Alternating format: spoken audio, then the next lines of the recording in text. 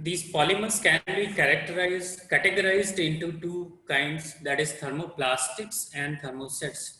Thermosets are those kind of polymers which are one set forever set, means they cannot be, once they have molded into one shape, and then if the heating takes place they cannot come back to their original position in terms of various properties. But thermoplastics are those plastics which can come back to its original position after, once they are cooled after heating above their glass transition temperature. So these thermoplastics are very important set of polymers. So let's just discuss about these thermoplastics.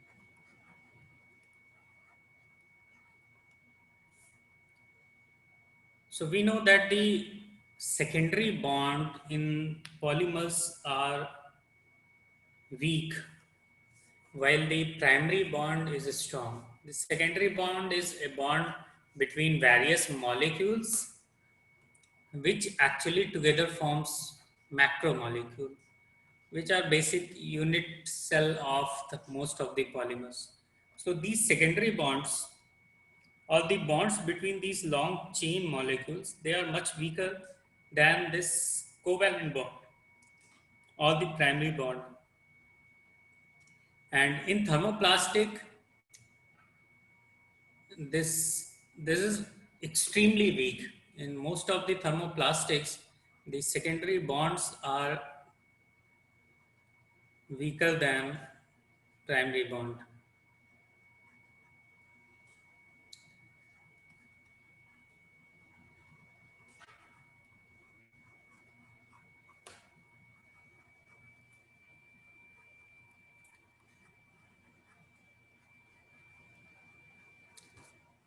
And we know that these primary bonds are covalent bond, which are formed by the sharing of electrons.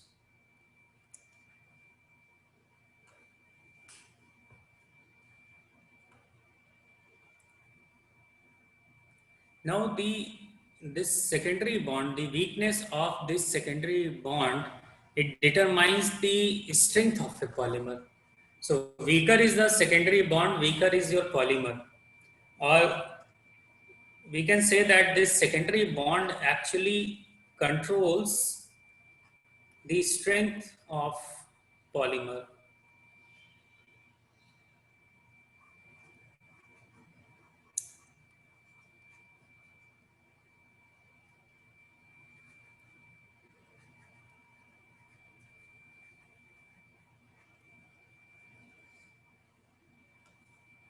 In most of the thermoplastics which possess linear structure and network structure, their secondary bonds are extremely weak, and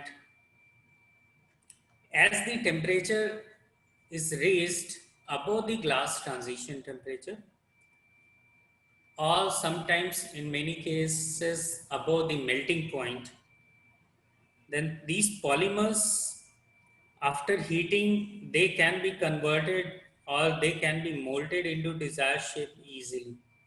And that is why it is easier to shape thermoplastics when compared to thermosets. So when I can write, when T is raised above TG, TG is the glass transition temperature, is the temperature at which the material starts becoming leathery or becoming bit fluidic. Okay, it starts losing its solidity.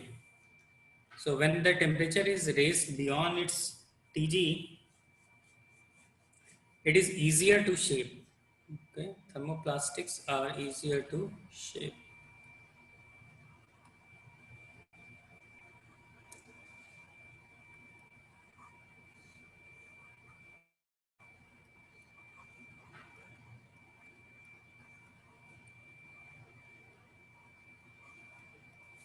And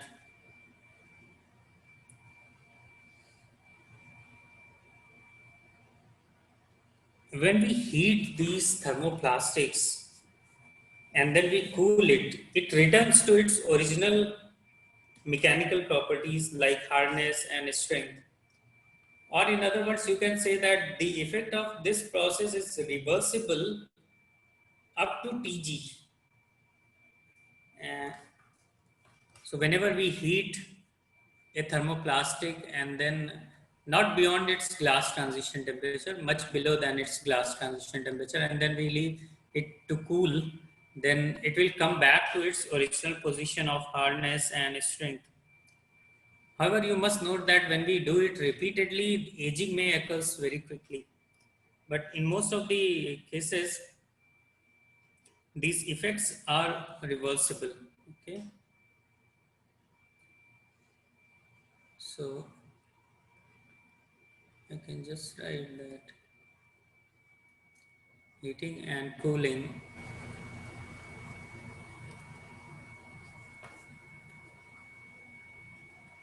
below Tg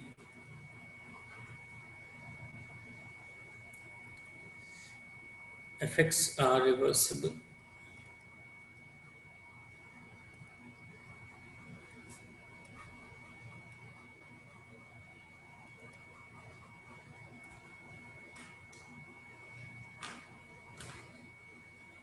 So when I say the effects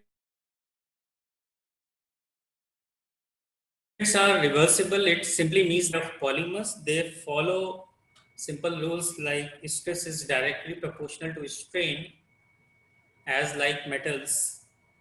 And in most of the cases, the relationship remains linear. Or if you do a torsion test, we can write tau is equal to G into shear strain. Okay.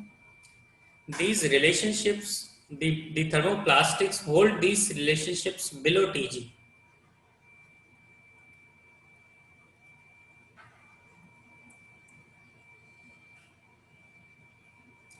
So this behavior, if you want to explain it, can be explained by the concept of a spring. So when a spring is loaded,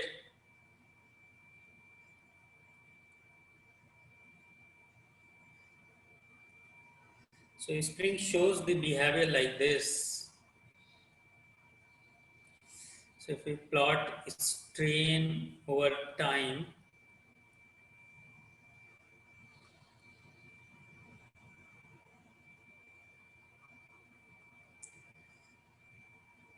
then the strain increases at a very high rate at some particular time when you apply the load.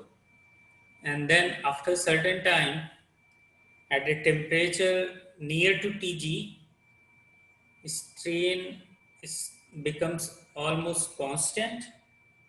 And then when we cool it, it comes back to its original position.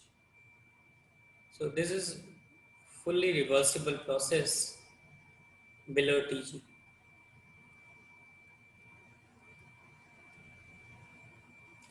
These polymers, they break just like a glass.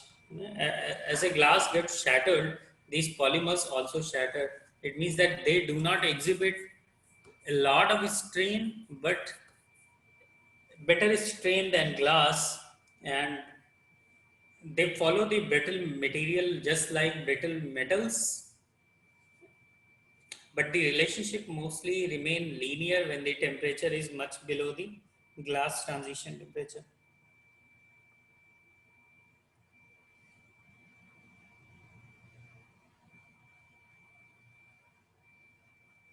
If we compare the ultimate tensile strength of thermoplastics with respect to metal, then thermoplastics are about two orders of magnitude less stiff than metals. So when we compare the stiffness of polymer, let's say K polymer, is at least less than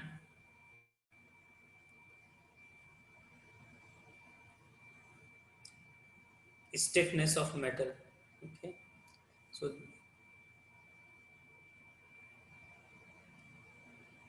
sorry, just a minute.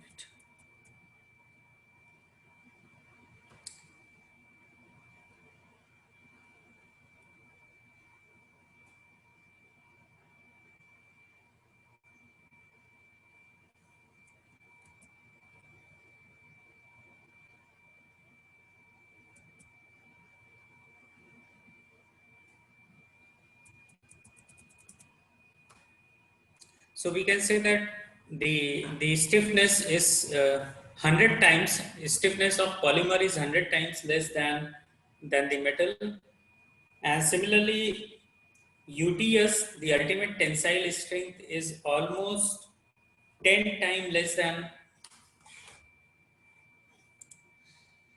the metals.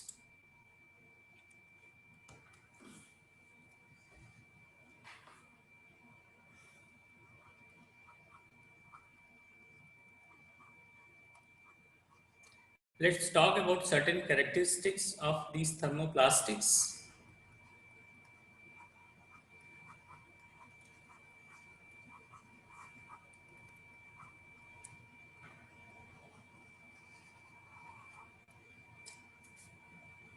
So let's first discuss about the deformation rate and temperature thing. So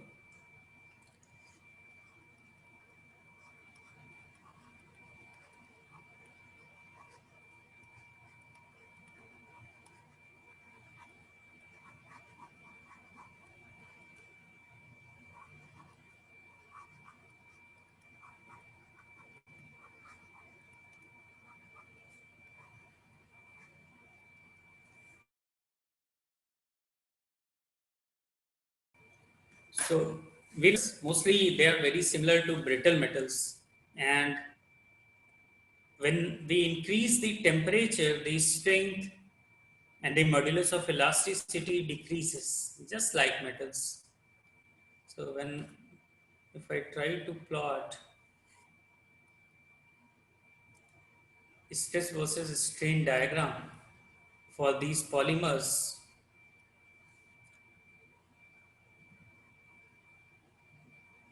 and if we try to see temperature when we as we go on increasing the temperature, the strength reduces.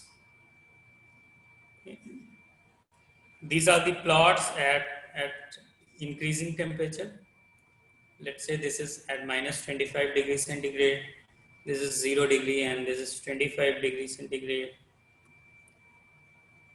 But at the same time, the toughness is increasing, or the ductility is increasing. So when we increase the temperature of these thermoplastics, the strength decreases and the toughness increases. This behavior is also exhibited by metals. If we try to plot the impact strength of these plastics,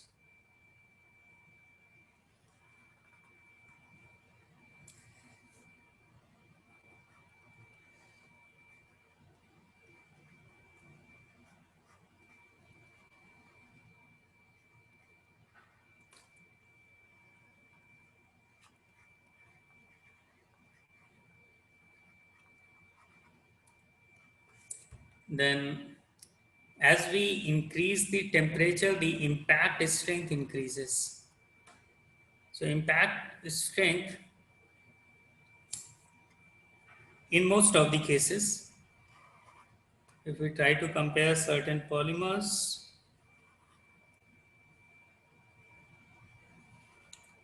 So acrylic has the lowest impact strength. Acrylic is also called PMMA. And then we can write polyvinyl chloride. Then this is low density polyethylene, LDPE. And this is HDPE.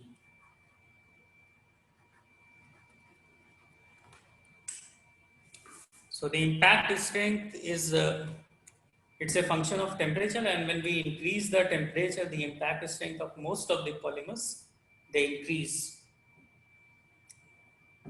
These are the behaviors which are when the temperature is below glass transition temperature.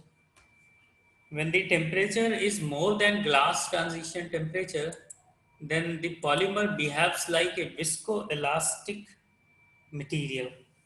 Okay. So when it is heated, and it is heated much beyond this glass transition temperature Tg, then the polymer becomes leathery and rubbery, and it starts turning into a viscoelastic polymer. Note that below Tg, when temperature was less than Tg, it was fully elastic polymer. It means that material can return to its original shape, size and properties. But as soon as we raise the temperature more than the glass transition temperature, the material starts showing the behavior like a viscoelastic material.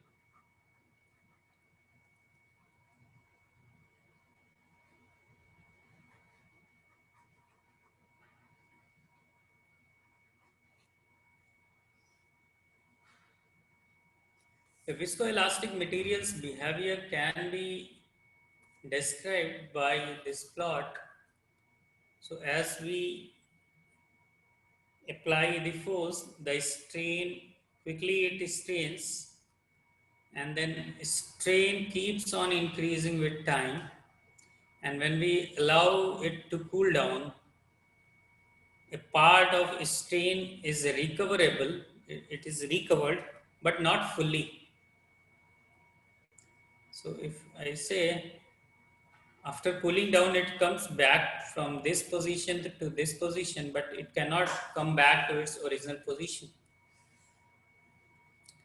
This is a behavior of viscoelastic fluids or viscoelastic material.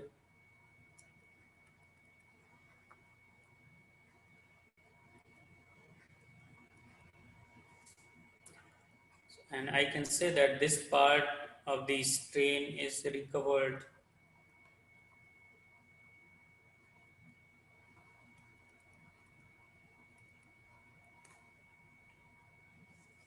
This is when a constant load is applied. Either it may be a mechanical load or it may be a thermal load. So when this constant load is applied, the polymer first stretches at a very high strain rate. At very initial position, it just goes like this. The strain rate remains very high, and then it continues to elongate over a certain period of time. This behavior is also called creep. Okay. Creep, if you remember, creep is a function of time. When the elongation or the strain occurs over a period of time, we say it is creep. So creep occurs in most of the polymers when the temperature is raised above Tg, and because this material now has been turned into a viscous fluid or viscous phase. So elastic portion of this elongation is reversible, and the part which is not elastic but the viscous, or the part which has been already been turned into a viscous fluid, it is not recoverable when the temperature or time is reversed. The viscous part of this fluid can be explained by the Newtonian law. If you remember in fluid mechanics, you probably have studied tau is equal to mu du by dy. For a Newtonian fluid, we know that the shear stress is directly proportional to strain rate du by dy, and Mu is called viscosity,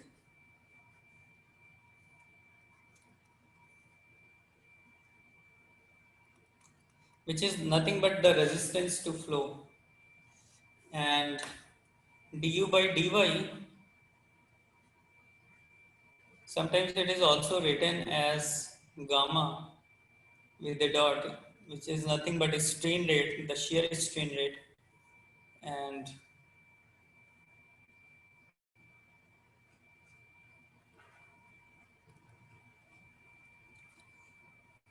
so the viscous part of the fluid follows this Newtonian law.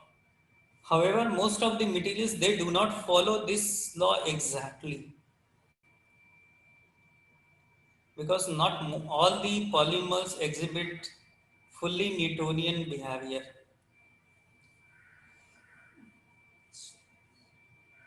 So for many polymers, this Newtonian approximation, it does not holds, and this equation will give very poor prediction about shear stress, about the viscosity, and about the strain rate. For example, polyvinyl chloride, polyethylene, polypropylene, they have viscosity that decreases with increasing the strain rate, and this is very high. So these kind of behavior is called pseudoplastic behavior. So the viscosity of these material can be written like mu is equal to a gamma 1 to the power 1 minus n. See, in this equation, mu was directly proportional to strain rate gamma, but here the viscosity is not directly proportional to the strain rate, but it it is a function which varies with various other factors, where A is called consistency index,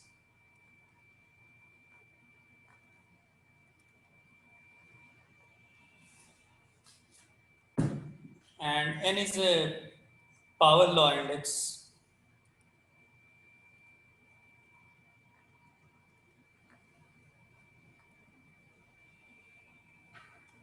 We know that the viscosity of any material is a function of temperature. So when we increase the temperature, the viscosity of any material decreases in most of the cases. And if you try to plot this, the viscosity mu has a unit of Newton second per meter square with temperature. Then for most of the polymers, it decreases.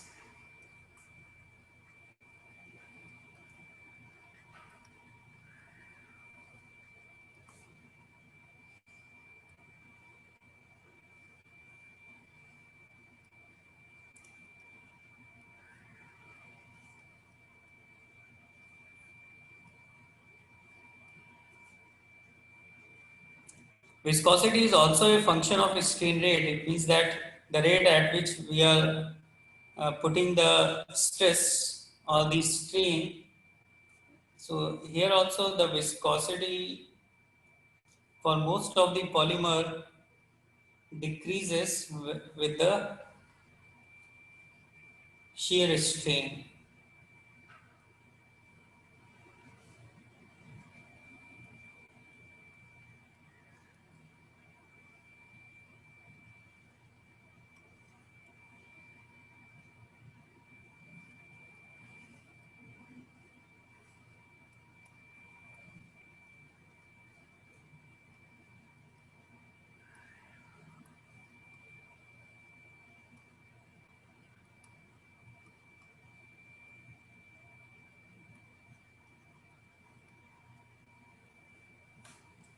Now the viscous behavior of this of these thermoplastics is very similar to strain rate sensitivity of the material. So if you remember, I don't know if you have already studied this part, but the strain rate for metals is given by this formula.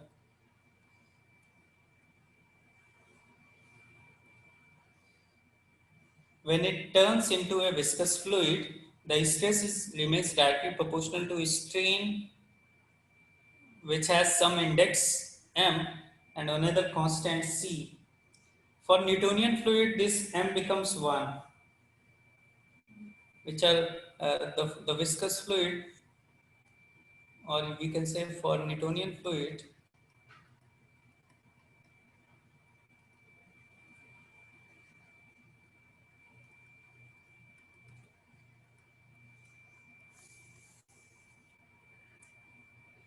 the thermoplastics have very high M values, indicating that they can undergo large uniform deformations in tension before they fracture. So when it turns into a viscous fluid, the strain can be very large before it fractures. Between Tg and Tm, these thermoplastics, they exhibit leathery and rubber behavior, and it also depends on what is their structure, what is their crystallinity. And in that case, between Tg and Tm means melting point,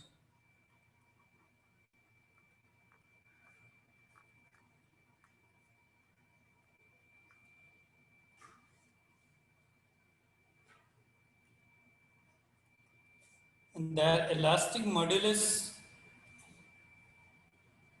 can be written as stress over strain, where strain consists of two strains. That is, one part which remains elastic and one part which remains viscous.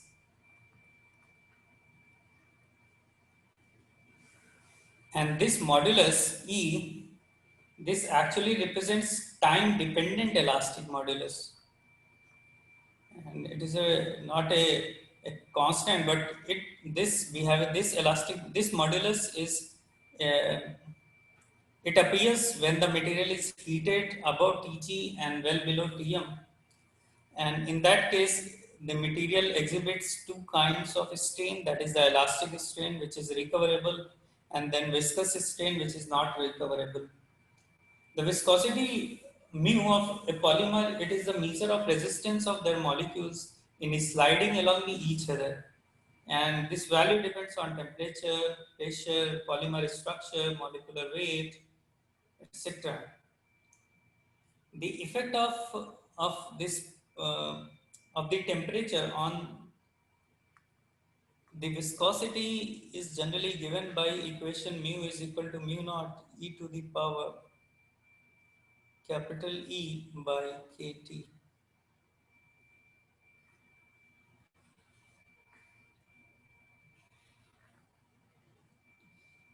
where, or you can say the viscosity at any temperature T can be determined using this equation, where mu naught, it's a material property or material's original viscosity.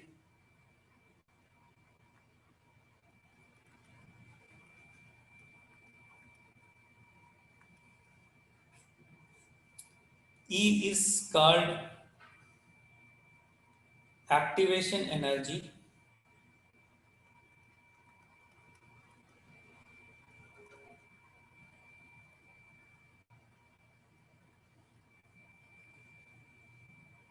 This activation energy is actually the amount of energy which is required to initiate certain reaction. K is called Boltzmann coefficient or Boltzmann constant.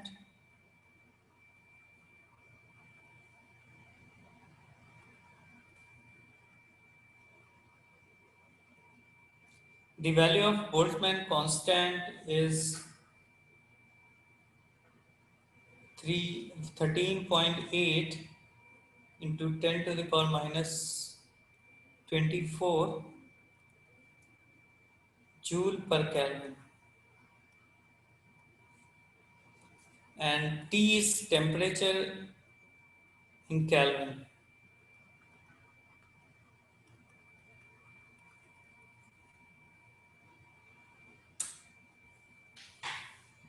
So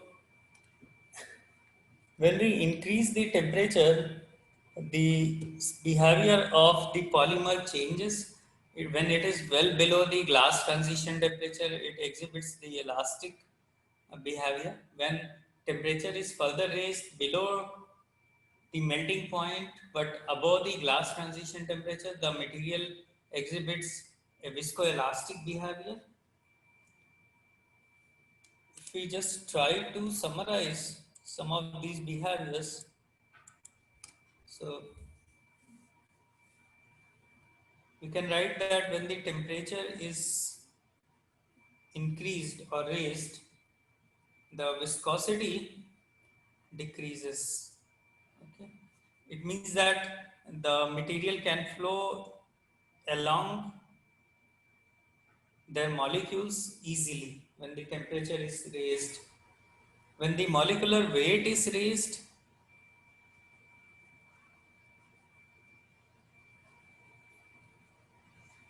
when I say molecular weight is raised, it means that the degree of polymerization is high.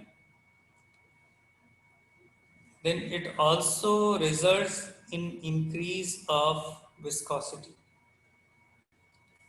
Similarly, if pressure is increased,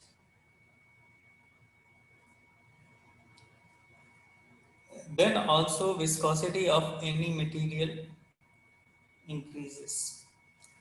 It is because when we increase the pressure, the free space between the molecule gets reduced. Similarly, if we increase the molecular weight, the molecular chain becomes very large. When it becomes large, it does not help in sliding of molecule with respect to each other. Most of the polymers at Tg have the viscosity values of around 10 to the power 12 Pascal seconds.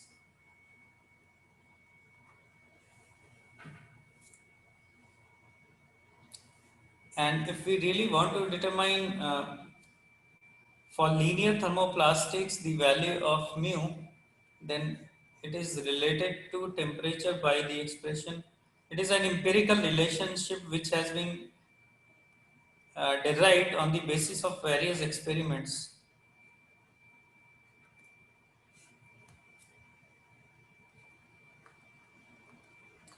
Where if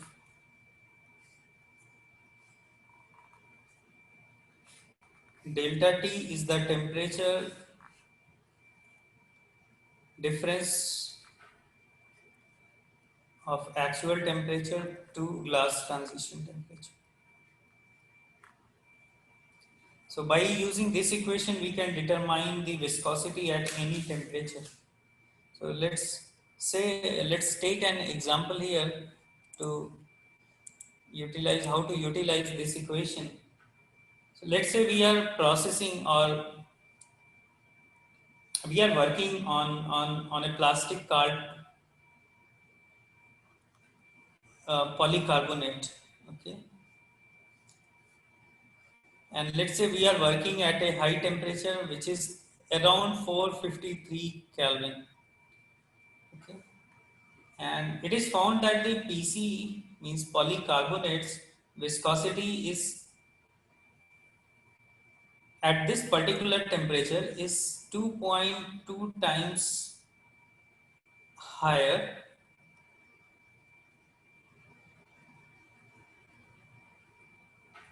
than the desired viscosity.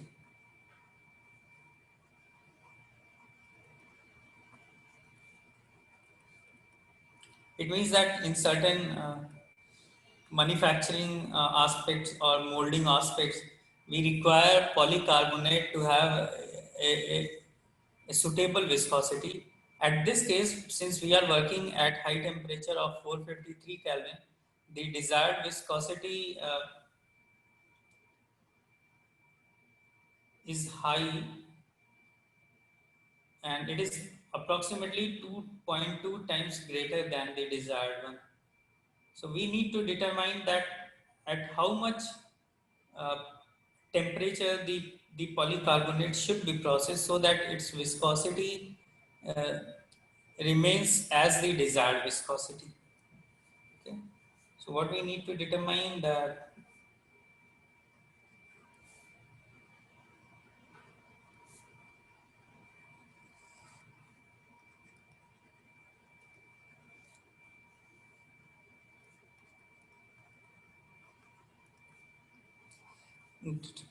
the temperature at which PC should be processed.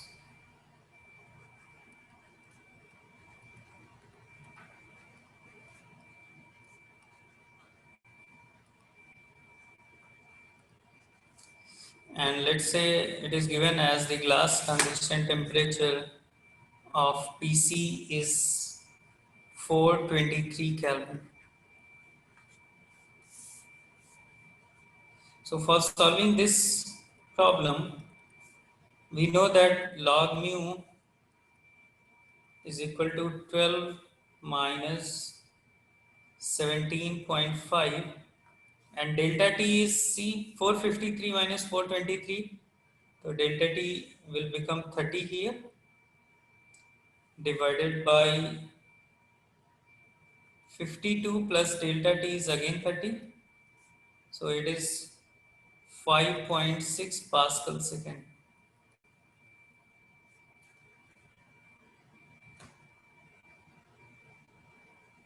So this equation leads to mu, taking anti-log of 5.6 Pascal second, mu becomes 39,8107.17 Pascal second. Or we can write 0.39 megapascal second. Now our desired viscosity is 2.2 times less, so we can just divide this 0.39 by the factor 2.2 in order to get our desired viscosity, which comes around 0.18 megapascal second.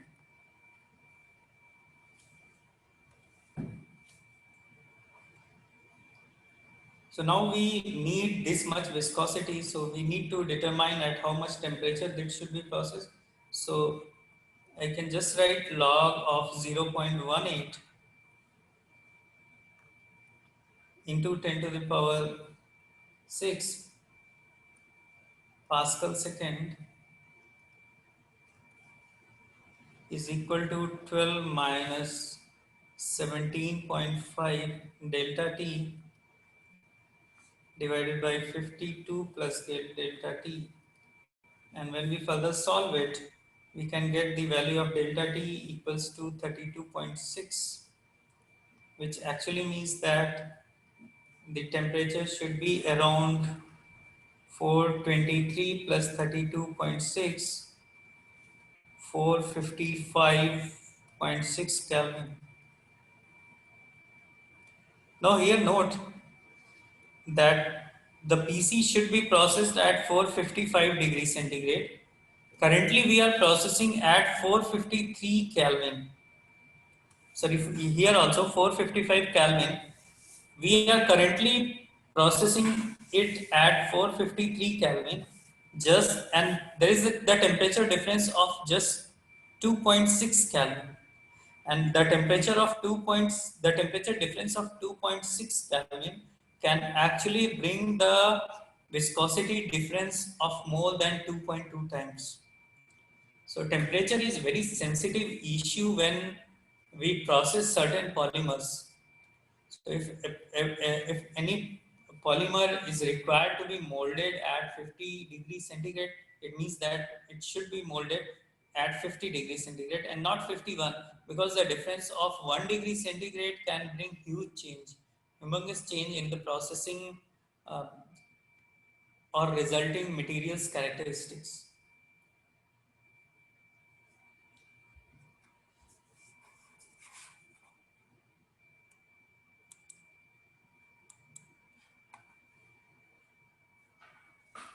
Now,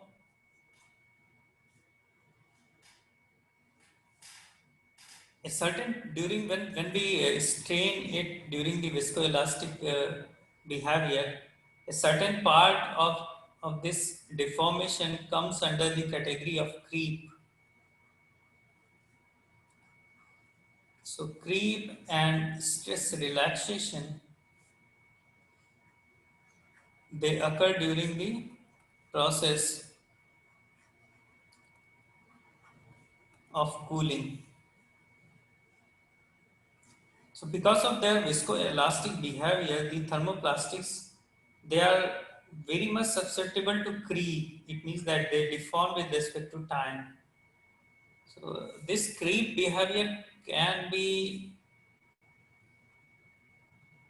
represented by a spring load system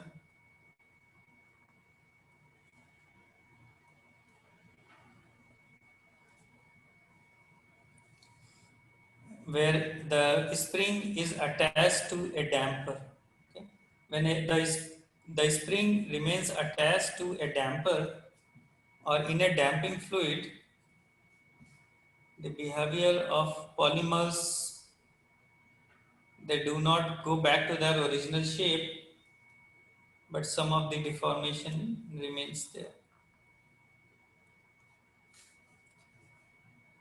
This was first modeled by Maxwell, and that is why this kind of model is called Maxwell model.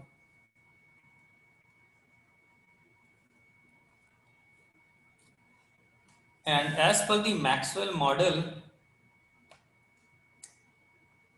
the strain, which is function of time, is given by 1 by k plus 1 by n into t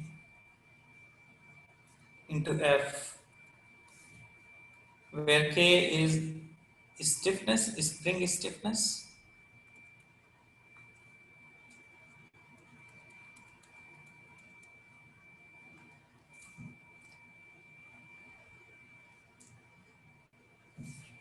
this is not n, this is actually eta. So eta is coefficient of viscosity,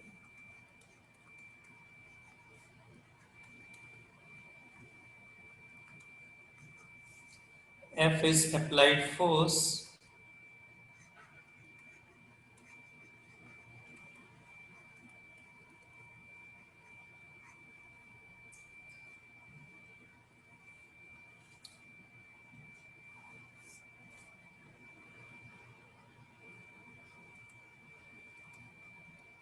dash pot is the damper, f is applied force. So by using this, we can determine the value of strain as a function of time, which is generally exerted by this creep behavior.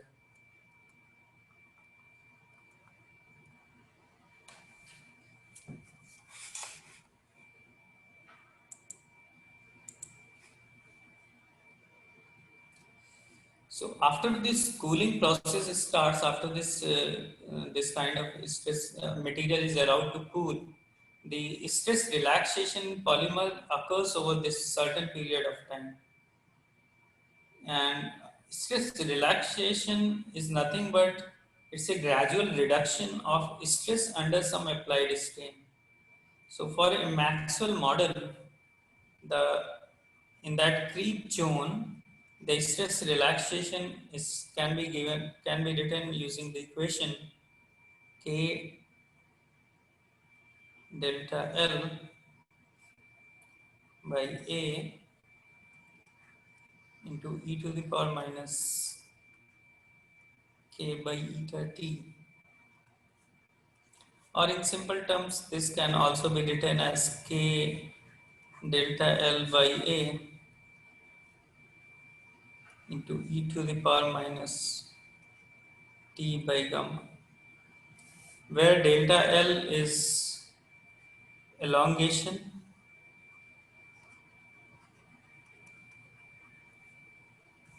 and A is instantaneous cross-sectional area.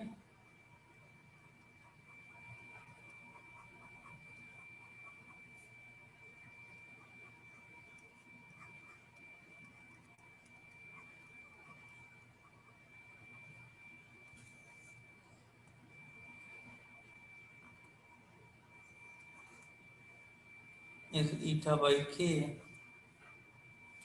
and it has the unit of time t.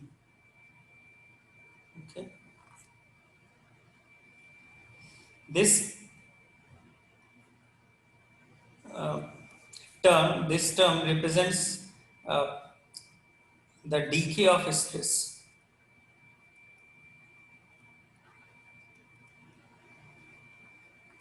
And it is also called relaxation time.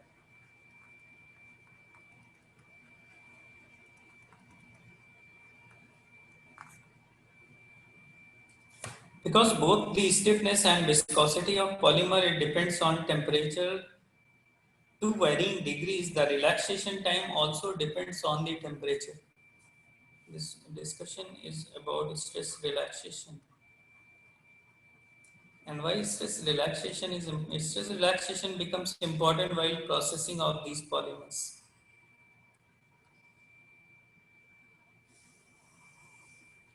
So let's see an example how this is important.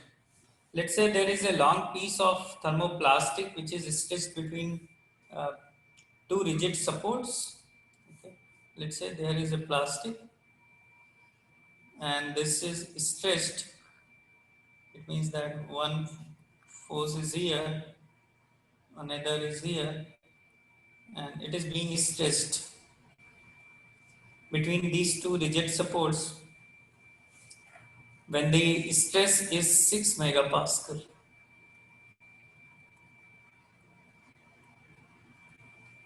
After 25 days, the stress level is found to have decayed to one third of original value. Okay, so you can say after time gap of 25 days, the residual stress was found to be reduced to one third of original value. Okay, one third of 6 megapascal.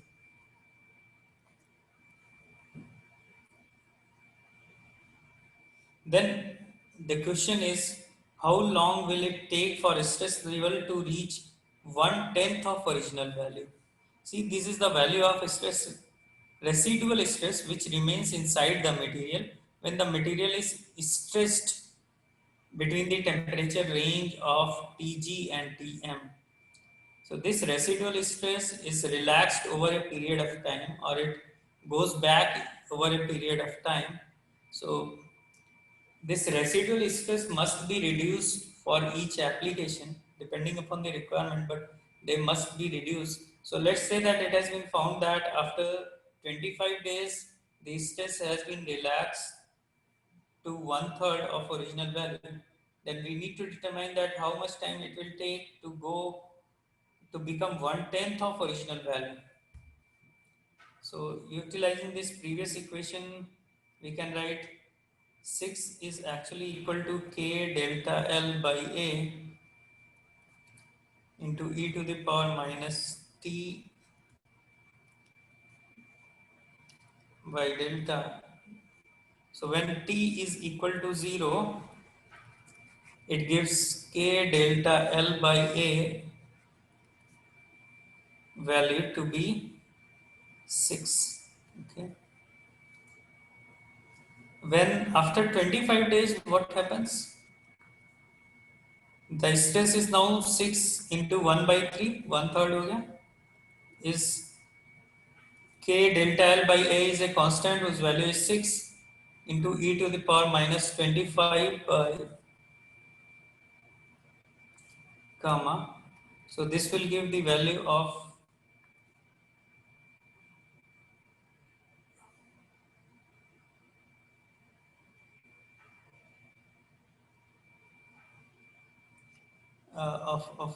gamma equals to around 22.75.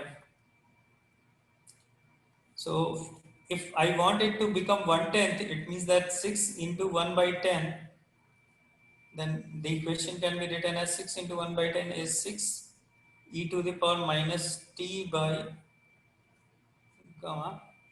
So this will give the value of t equivalent to 52 days. utilizing all these values. So it means that if we want the residual stress to go down by 1/10, then we must require the polymer to kept it for 52 days.